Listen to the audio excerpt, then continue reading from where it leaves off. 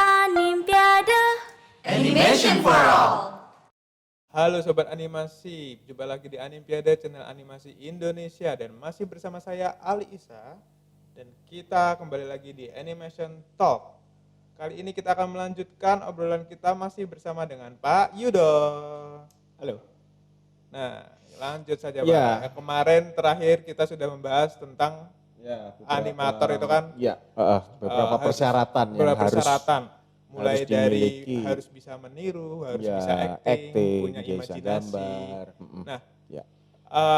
saya akan masih banyak nggak sih yang harus saya miliki Ya, atau syarat-syarat supaya saya bisa menjadi animator yang baik dan benar. dan baik dan benar ya. Sebetulnya banyak persyaratan-persyaratannya. Kenapa? Karena di animasi itu kan seperti saya katakan sangat integrated dan complicated. Itu. Artinya complicatednya rumitnya itu tidak dalam arti sebagaimana nanti dalam pelaksanaannya, tetapi karena pada saat kita nanti menjadi seorang animator, kita harus ngerti masalah teknikal tapi dan juga non teknikal. Nah, ini yang harus dipahami oleh seorang animator. Mereka tidak bisa hanya sekedar animasi saja, saya ngerti cuma ini hal tadi bisa gambar saja atau hanya bisa acting saja atau hanya tadi bisa berimajinasi, ya kan? Tapi ada hal-hal lain yang perlu untuk dipahami, dikuasai, dingertiin, dan bahkan dilakukan oleh seorang animator gitu. Bedanya apa tergolong teknikal dan non teknikal? Oke, kalau bicara teknikal seperti tadi bahwa dia bisa gambar, that's technical. Okay. Dia bisa gambar. Artinya teknikal itu yang berkaitan dengan keahlian dia. Itu keahlian untuk membuat gambar, keahlian untuk membuat ilustrasi dan semuanya itu adalah satu technical. Hard skill. Termasuk hard skill. Nah, soft skillnya ini yang non technical. Okay. Nanti dia harus bisa berkomunikasi, kemudian juga berempati, kemudian juga mempunyai bisa bekerja di bawah tekanan, kemudian juga bisa bekerja secara teamwork. Karena animasi kan satu teamwork, dia tidak bisa bekerja secara sendirian gitu. Tapi bisa kalau kerja sendiri? Bisa.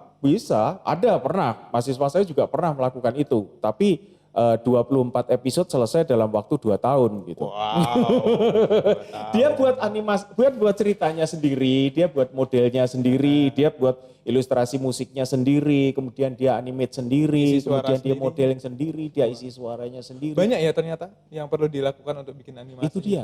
Itu dia. Dan ada sesuatu yang sebetulnya bisa dilakukan secara paralel dan bisa dilakukan paralel maupun serial, artinya bisa dilakukan secara berbarengan, ada yang memang harus berurutan.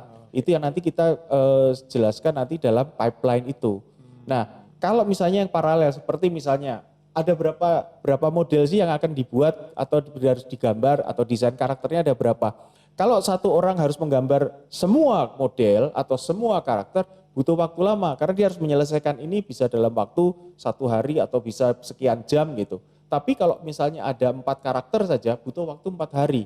Dan itu bisa dikerjakan oleh 2 orang, bisa pendek kan waktunya.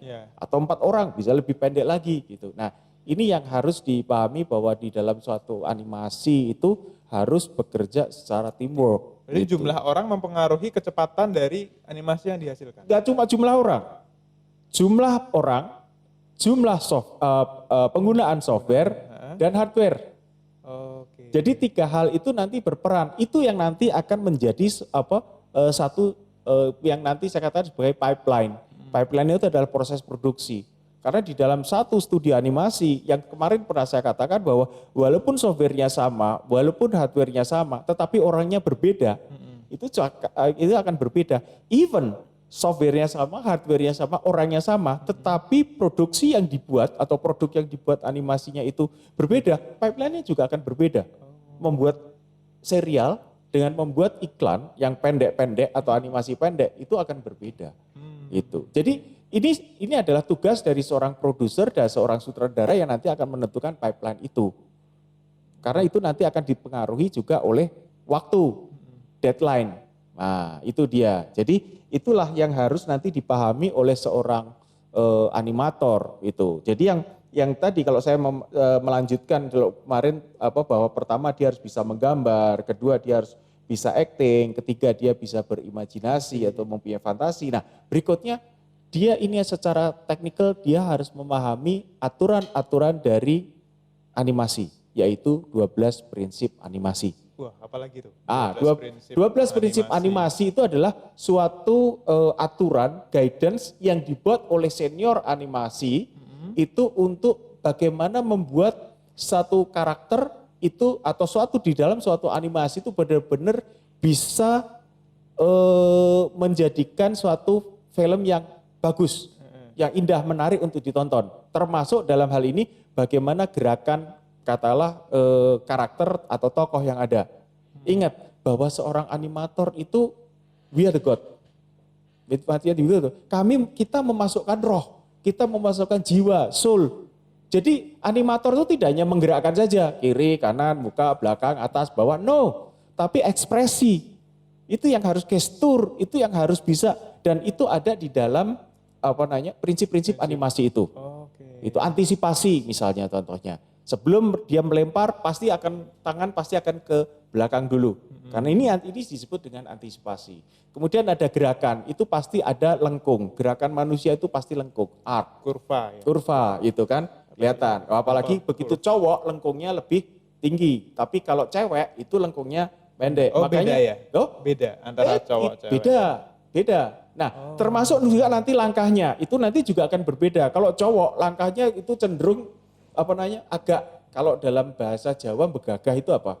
Artinya Ngangkang. Dia lebih enggak juga ya. Artinya kakinya itu lebih keluar. Sedangkan kalau cewek dia itu lebih mengikuti pada garis. Gesturnya lebih luas gitu. Iya. Lebih begini Iya. lah. Sehingga kalau saya bisa mencontohkan dan apalagi dia seorang animator dan dia sudah menguasai katalah ilmu tubuh, dia menguasai acting, dia akan kelihatan bahwa pada saat orang jalan itu kelihatan begitu dia melihat itu jalan itu ada seorang cowok jalan begitu dia kelihatan dia pasti bencong itu. Kenapa? Karena jalannya lurus dia. Cowok itu cenderung jalannya itu pasti akan lengkung, itu akan kelihatan ini. Berarti tidak hanya bisa dibedakan gender berdasarkan gambar, tapi tidak. Termasuk dari cara geraknya itu juga. Itulah yang dilakukan oleh seorang animator. Jadi dia benar-benar seperti Tuhan memberikan roh gitu ya.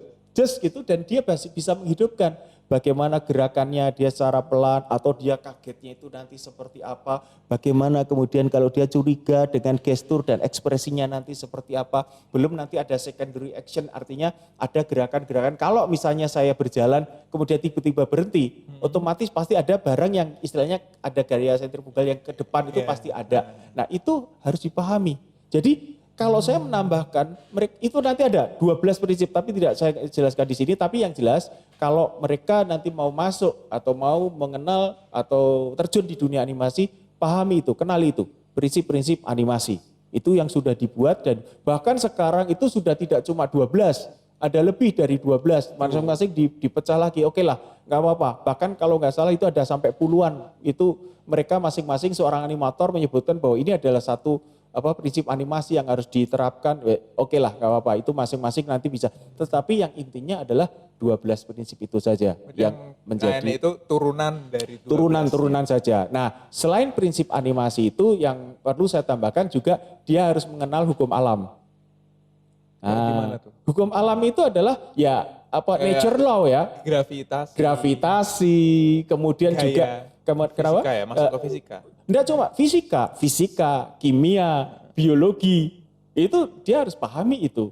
Ya kan? Artinya bagaimana proses tumbuhnya, bagaimana warna pada saat proses dia tumbuh seperti apa, bahwa nanti di dalam animasi itu akan ada istilahnya melebih-lebihkan ada exaggeration atau ada hiperbolik. It's okay, tetapi basically dia sudah tahu apa yang harus dilakukan pada gambar itu sehingga mereka bisa atau dia bisa membuat sesuatu yang menjadi lebih menarik gitu. Tapi tetap menarik harus logik dan realistik tadi. Yang kemarin saya katakan, dia harus logik dan itu salah satunya berdasarkan pada prinsip animasi dan hukum alam gitu. Nah, prinsip animasi itu dipakai oleh seluruh dunia. Prinsip animasi? Iya, itu adalah aturan-aturan nama. Walaupun saya nggak pakai itu, tapi ya itulah namanya prinsip animasi. Walaupun dia mungkin tidak mengatakan, oh enggak saya enggak pakai arc kok, saya pakai ya, tapi gambaranmu kan tetap ada lengkungnya. Ya itu secara di dalam prinsip animasi kan tetap masuk juga gitu. Karena tidak bisa, orang tidak bisa mungkin jalannya terkotak-kotak atau kemudian dengan bergaris terpatah-patah gitu kan enggak mungkin seperti itu. Nah, itu yang paling utama itu nanti di dalam hal teknikal. Kemudian yang kedua yang berikutnya adalah bahwa dia juga seperti tadi saya katakan dia harus mengerti teknik dan teknologi. Jadi teknik dia harus ngerti. Artinya begini, oke, kalau dia mau memilih sebagai menggunakan animasi 2 dimensi sebagai spesialisasinya, ya dia harus ngerti teknik dari 2 dimensi itu seperti apa.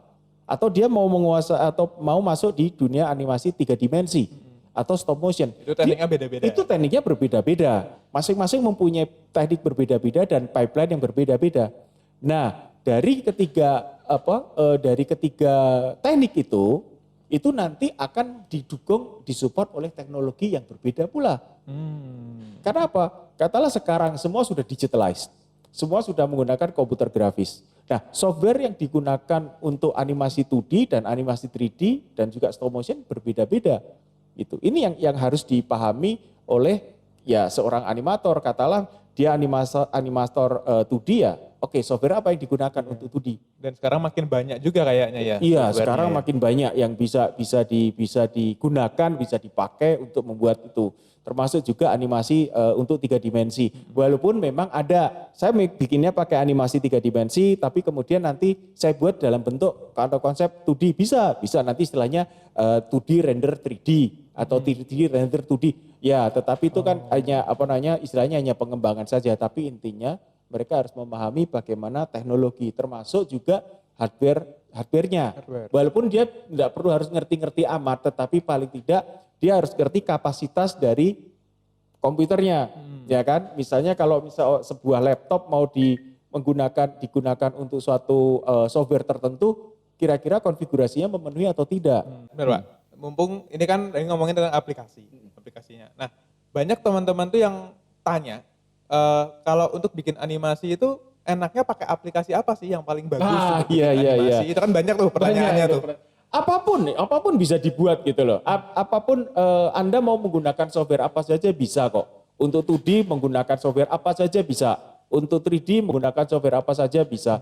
Untuk stop motion menggunakan software apa saja bisa. Jadi yang penting tampilan dan visualisasinya itu bisa menarik untuk audiensnya. Gitu loh. Kan sama juga kalau kita makan nasi goreng itu kan. Pada saat Mas Isa pernah makan nasi goreng kan? Pernah nanya enggak itu bikinnya pakai kompor gas, kompor minyak, kompor arang? Enggak pernah. Yang penting nasi gorengnya enak gitu kan.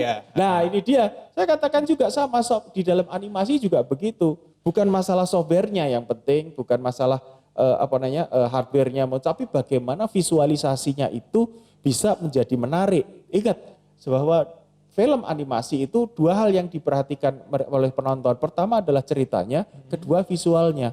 Nah, ini yang harus dipahami oleh seorang animator. Jadi apapun software, tapi pada saat nanti dia menggunakan, mereka bisa memilih. Oke, saya milih dengan katakanlah dia seorang animator 3D. Oke, di 3D itu ada banyak. Ada 3ds Max, ada Maya, ada Blender, ada Lightwave, ada Cinema 4D.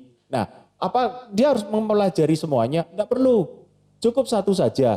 Ya kan, cukup satu saja dia pelajarin. Karena apa? Sebenarnya semua fungsi yang ada di dalam membuat animasi itu semua ada di situ. Hanya berbeda-beda, istilahnya penamaannya maupun penempatannya itu yang berbeda-beda, shortcutnya itu juga nanti akan berbeda-beda. Sama kalau kita naik sepeda motor ya, kita naik Yamaha atau Honda itu sama motor, tapi tombolnya bisa berbeda-beda kan, tergantung dari jenis motornya. Kalau di dalam animasi 3D katalah terutama itu, nanti kalau dia sudah mempelajari, sudah tahu apa saja yang nanti diperlukan di dalam membuat animasi itu, katalah di dalam membuat modeling atau di dalam membuat animasinya, dalam menggerakkan, dia nanti tinggal pada saat nanti berganti software, karena pada saat dia sudah menguasai software, katalah di studio ini dia menggunakan software katakanlah let's say Blender, tapi kemudian di suatu studio begitu dia pindah, dia menggunakan Maya.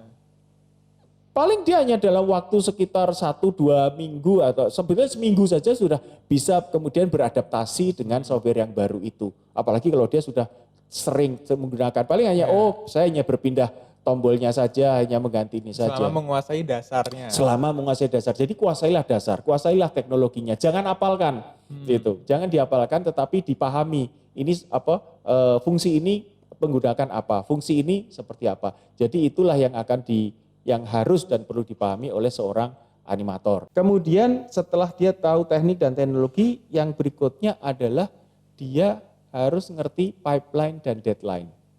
Nah, itu tadi yang saya sampaikan. Pipeline itu dia harus bisa tahu proses produksi animasi itu seperti apa.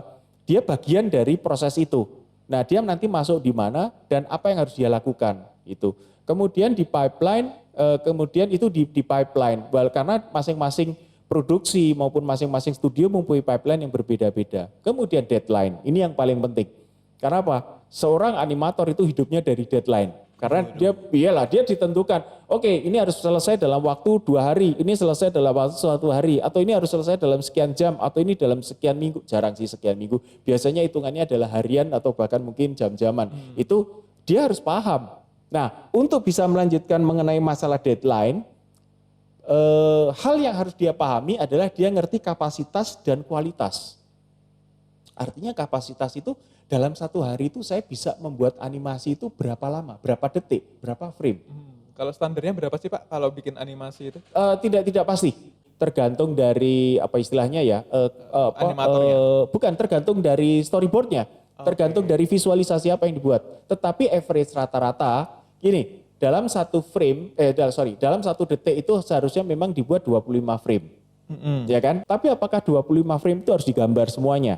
Belum tentu. Tidak. Kayak gempor juga kalau gambar. Oh iya, 25 frame. ya kan? Tapi bisa detik. juga nanti dipotong-potong. Nah, itu nanti bisa. Oke, kalau gitu saya nggak ngambil 25, saya ngambil katakanlah per 2, per 3 atau per 4. Istilahnya begitu. Jadi kalau saya gambar per 4 berarti dalam 1 detik saya mungkin cukup gambar 6 saja. Atau seperti yang digunakan oleh film-film dari Jepang atau film-film dari Amerika, terutama yang dulu sering tampil di TV seperti dari Hanna-Barbera, itu yang dia menemukan dia hanya membuat 1 detik itu hanya 8 frame. Oh, enggak nyampe 25. Oh, jauh banget tuh dari 25. Iya, karena gerakannya cukup memang kelihatan agak terpatah-patah tapi masih ada masih di batas toleransi. Masih untuk bisa dinikmati. Untuk bisa dinikmati. Karena kalau membuat seperti itu biasanya rata-rata katakanlah seorang animator itu bisa 5 sampai 10 frame per hari. Cuma 5 sampai 10 frame. 5 sampai 10 frame per hari. Padahal, itu juga tergantung loh ya. Tergantung dari. Padahal katakanlah series saja 1 episode setengah jam. Kayak setengah jam. Kalau setengah jam itu berarti hitungannya kan 30 menit. 30 menit itu berarti katakanlah yang 30 menit itu enggak sampai biasa 30 menit. 20 menit ya. 20 menit. Oke, 20 menit. 1 menit itu ada berapa detik? 60. 60 berarti kan 20 kali 60. 1.200. Iya. 1.200 kalau 1 frame kali katakanlah ada 8 saja. Sudah berapa? 480 frame. Ya harus digambar. Berbahaya. Kalau itu mau dikerjakan sendiri, bagus. Ya, saya salut untuk yang sendiri.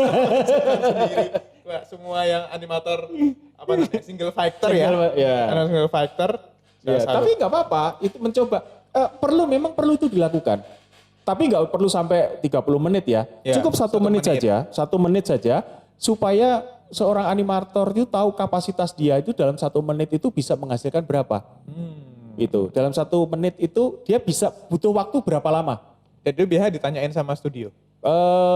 Dia ditanyakan, tetapi nggak perlu ditanyakan, dites aja. Gitu. Dia akan langsung bisa dilihat itu dari situ kapasitasnya berapa. Nah, makanya saya tidak bisa menjawab. Oh, itu antara 5 sampai 10, oke lah masih ada 7, ada 8, ada 10. Itu yang bisa dilakukan. Termasuk di dalam animasi 3D juga pada saat dia menggerakkan itu juga rata-rata sekitar 5 sampai 10 frame per hari ya. Per hari Dan kerja 8 jam ya. Oh. Dengan kerja 8 jam. Dan itu juga itu kecepatan normal. kecepatan Rata-rata normal. lah ya. Rata-rata lah, ya rata-rata. Jadi kalau 5 oke, walaupun mungkin juga sutradaranya melotot aja sih begitu kok, cuma 5 menit. Tapi ya itu yang mungkin masih tahap newbie ya. Tetapi setelah itu harus berkembang dan itulah yang harus ditingkatkan, kemampuan dia untuk skill dia untuk menggambar itu harus bisa segera ditingkatkan itu. Oke, berarti ini mungkin bisa dijadiin acuan buat teman-teman di rumah ya. Kalau Oke. misalnya mau jadi animator, paling enggak kita tes kemampuan kita Iya, sendiri harus tahu. dulu. Terus kalau misalnya ternyata dalam satu hari cuma bisa menghasilkan kurang dari 5 frame tadi ya. Wah itu harus. Itu ya, mungkin harus banyak berlatih Harus lagi banyak berlatih. sebelum nanti memberanikan diri untuk ya. ke studio. Itu Oke. dia. Nah, terus kemudian juga dia harus tahu mengenai kualitas, bahwa kualitas dia itu harus katakanlah harus standar, artinya harus memenuhi kriteria yang Ini dibutuhkan. kualitas gambar nih. Kualitas gambar dia, jangan oh iya saya bisa bikin 10 tapi begitu dengan kocar-kacir gitu. Artinya tidak ada standarisasi, artinya tidak plek ketiplek, istilahnya tidak match, istilahnya tidak konsisten. Nah, konsisten gambarnya, ukurannya bisa berubah-ubah, ini yang berbahaya. Nah, itu yang harus, jadi pada waktu entah dia bisa membuat 5, membuat 6, membuat 10 gambar per hari, itu harus benar-benar presisi. Presisi, kalaupun nanti ada gerakannya juga gerakannya itu harus presisi. Makanya nanti ada, istilahnya nanti ada onion ya, artinya onion itu kayak daun bawang itu. Ada dia menggunakan kertas tipis supaya nanti bisa menyesuaikan dengan gambar yang sebelumnya. Itu biasanya yang pakai meja lampu bisa, itu. dia dengan lightbox itu bisa. Lightbox, Tapi sekarang kan sudah menggunakan computerized. Ya, Iya kan, kalau di mereka main computerized, layer. namanya onion layer Ya, itu tadi. itu onion layer itu. Jadi dia pakai istilahnya menggunakan software sudah ada kan di situ layernya, tinggal menyesuaikan. Sekarang nggak perlu raksek-raksek Iya, ya. Kalau itu yang zaman dulu gitu. Saya pernah Masih nonton. menggunakan kertas. Iya, gini. Itu. Nah, sekarang sudah. Nah, itu salah satu yang dia harus kuasai gitu. Jadi kapasitas dan kualitas kerja dia, sehingga paling tidak dia harus bisa meningkatkan. Nah, Baik, kemudian sebentar Pak. Oh. Ini kayaknya kalau diterusin masih banyak kan catatannya Iya. Pak Yudo. Oke, nah tapi kita cut dulu sampai sini. Kayaknya masih banyak cara untuk jadi animator yang baik dan benar. Nah, pantengin terus karena obrolannya masih sangat banyak sekali. Kayaknya kalau satu episode tidak akan selesai-selesai. Mungkin bisa ratusan episode ya, bahas animasi iya, aja. Nah, apalagi menjadi seorang animator yang profesional ya. Artinya nggak usah profesional, tetapi accepted. Gitu. Nggak usah diterima oleh industri. Gitu. Oke, baiklah. Nah, kita sampai sini dulu. Sampai jumpa di Animation Talk berikutnya. Dadah. Nonton